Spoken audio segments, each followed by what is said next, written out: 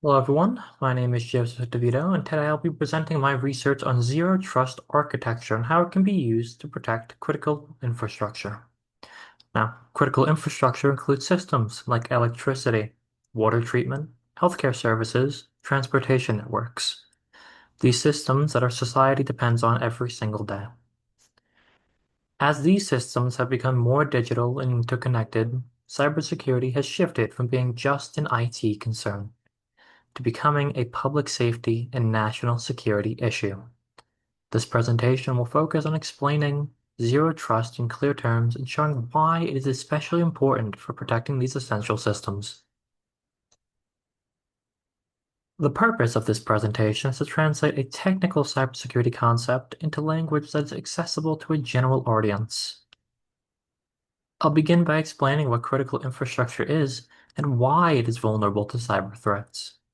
Then, I'll discuss the limitations of traditional cybersecurity models and introduce zero trust architecture as a modern alternative.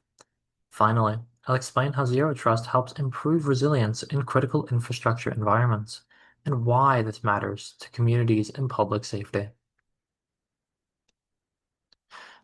Now, critical infrastructure refers to systems and assets that are so essential that their disruption would have serious consequences for society. Examples include power generation and water distribution, water treatment facilities, hospitals, emergency services, transportation systems, and communication networks. What makes these systems especially important is their interdependence. For instance, hospitals rely on electricity, water systems rely on power, and transportation systems rely on communications.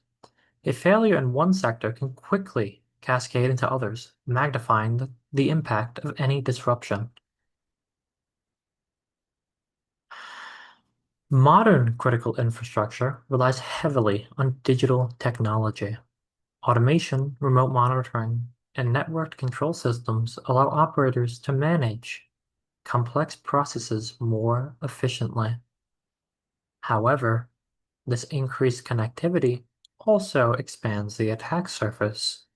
Systems that were once isolated are now connected to corporate networks and, in some cases, the internet. While this connectivity improves efficiency and reliability, it also introduces new cybersecurity risks that must be carefully managed. To understand cybersecurity in critical infrastructure, it's important to distinguish between information technology, IT, and operational technology, OT. IT systems manage data, communication, and user access, things like emails, databases, and administrative systems. OT systems control physical processes. These include industrial control systems that regulate electricity flow, water treatment processes, or transportation signals. Many OT systems were designed decades ago with reliability in mind, not cybersecurity. As a result, they often lack modern security features, making them particularly vulnerable. Traditional cybersecurity models are typically perimeter-based. This approach assumes that everything inside the network can be trusted once access is granted. A common analogy for this is a castle with a moat. The goal is to keep attackers out, but once they're inside, there are few restrictions on movement. In modern environments, this model is no longer effective. Attackers can gain access through stolen credentials, phishing attacks, or trusted third-party connections. Once inside, they may move laterally and access sensitive systems without detection. Today's cyber threats are more sophisticated and stealthy than in the past. Many attacks rely on credential theft rather than exploiting technical vulnerabilities. Insider threats, compromised vendors, and supply chain attacks allow adversaries to appear legitimate. These tactics make it difficult for traditional security tools to distinguish between authorized users and attackers, increasing the risk to critical infrastructure systems. Zero Trust architecture represents a fundamental shift in how cybersecurity is approached. Instead of assuming trust based on location, Zero trust assumes that no user, device, or system should be trusted by default. Every access request must be verified, regardless of where it originates. This includes verifying identity, device health, and access permissions. Another core principle of Zero Trust is least privilege access, which means users and systems only receive the minimum access necessary to perform their tasks. In simple terms, Zero Trust replaces implicit trust with continuous verification. Think something along the lines of how we use Duo Mobile. Every time you want to log in, you get a request to Duo Mobile. You have to verify that you are the person that is trying to log in every single time.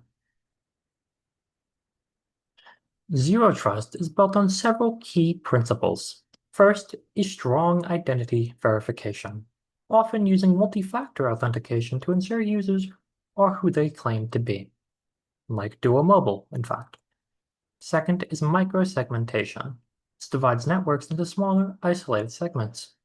This prevents attackers from moving freely if they gain access to one area. Think along the lines of security doors. You may be able to gain access to one if you're smart, but the others may stop you. Third is continuous monitoring, which allows organizations to detect unusual behavior early and respond before an incident escalates. Don't just take my word for it. Here is Rob Freeman to talk on the subject of why cybersecurity is important for critical infrastructure. Hey everybody, I'm Rob Freeman and welcome back. This week we're talking about cybersecurity. And cybersecurity is increasingly important in our built environment as the critical infrastructure that we rely on, the energy and electricity and water facilities, utilities that we need for our commercial and residential buildings, may be vulnerable to attack or compromise. And we're finding that this is increasingly the case. Programmable hardware and software that has an IP address, is connected to the internet, and it may not be secure. It may have an error of some sense, something wrong with it. Maybe have an outdated software version running on it. It's open to a vulnerability. And actually, just recently, Cyber Infrastructure and Security Agency, also known as reported that one water utility in Pennsylvania was hacked and affected two municipalities in Pennsylvania. It was attacked by an Iranian hacker group. And then just a couple months ago, a facility in Texas, a water utility, was attacked there. And a local resident noticed that a water tower was overflowing, and they called the utility, and the utility announced that they were in fact hacked. And the hackers had compromised the physical infrastructure that controls the water and the electricity energy that we rely on. So there's not really a lot that individuals that are not involved in cybersecurity can do, but for those of us that do have an impact on the organization, there are some very basic things that we can do. Now, the problem is compounded by the increasingly large number of Internet of Things devices, things that have IP addresses that are connecting to a network. And so we need to be aware of that. But some basic things that the people that are involved in cybersecurity can do in your organization is make sure that the default passwords of any programmable hardware or software are changed. So you don't just have the default password with the factory settings. And also that multi-factor authentication is used to avoid making it too easy for somebody who's hacking in to try to get into your systems. And then occasionally, it's a really good idea to look at your network and do an audit of all the devices that are connecting to that network. So, for instance, you will have a modem or a router that's providing the connection to the internet and then to your local network. And then you want to look for what's called the DHCP client list. And then go through that list, and it'll show you a whole bunch of IP addresses. You want to look at all those IP addresses, count them up, create a list with them in a spreadsheet, and then try to identify each one of those IP addresses. And then rank the IP addresses or label them in terms of being needed or unnecessary to your organization. I'm betting that you're going to find you have more addresses on your network than you thought you did. And of the ones that are needed, that are critical, see if those devices can be updated or if they are up to date. It means that really the security of your network can sometimes be reliant on a secure device on your network. So all this is by way of saying cybersecurity is increasingly important to the built environment as we transition to a low carbon economy. And these jobs, cybersecurity jobs, will be increasingly in demand for people that want to help out in this industry. So something like 3.5 million unfilled cybersecurity jobs right now in the world because of a shortage of skills, and it's just increasingly important as everything's connected, and everything's automated, and we are in an asymmetrical war with people who otherwise like to cause problems for our built environment. So anyway, I hope this is helpful. Thank you, Rob Freeman. Go check him out on his channel. He has a lot of cybersecurity stuff that is a bit more technical than what is here, but it is still very important to, or very informative to know. Now, in critical infrastructure environments, zero trust is particularly valuable because it limits the spread of cyber incidents. Even if an attacker compromises an IT system, zero trust controls can prevent access to OT systems that control physical processes, which could result in some very dangerous things very quickly. Like, think if an attacker gained access to an electrical power system. They may gain access to some electrician-like credentials, but the wall will prevent them from actually controlling the power system, which could shut off the power for possibly thousands, if not more. This containment reduces the likelihood of service disruptions and helps maintain operational safety.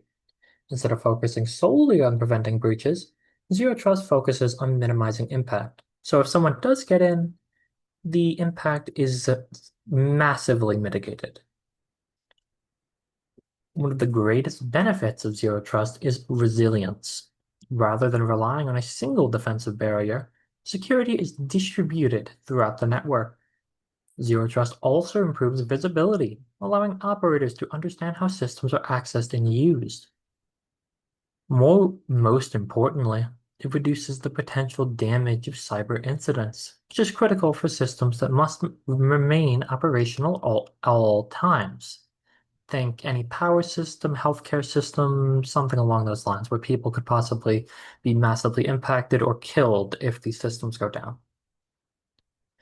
Now, federal agencies strongly support zero trust as cybersecurity strategies.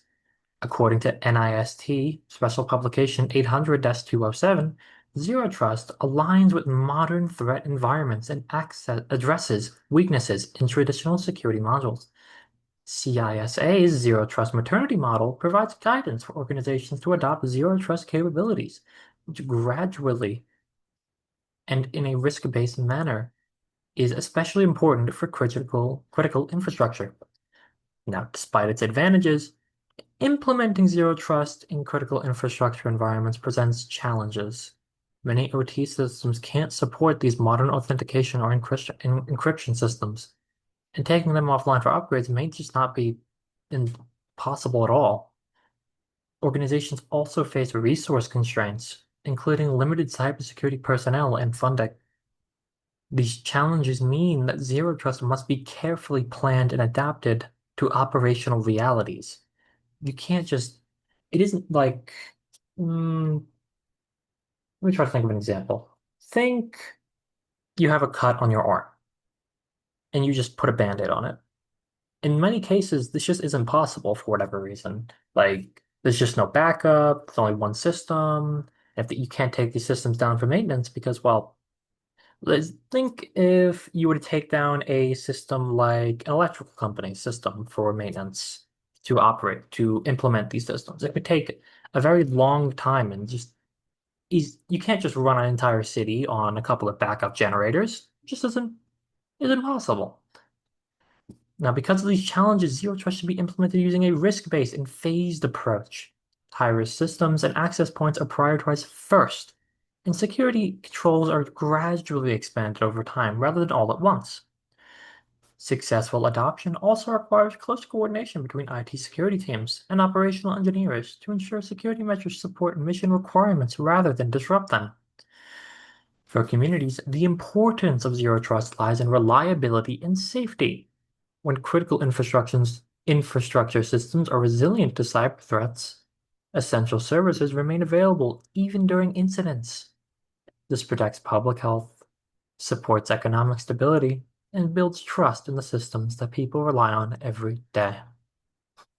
In conclusion, zero trust architecture provides a modern and effective approach to protecting critical infrastructure from evolving cyber threats.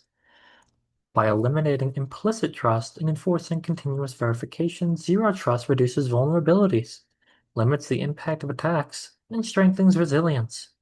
While implementation can be challenging, the benefits make zero trust a critical component of modern infrastructure protection. Thank you for your time.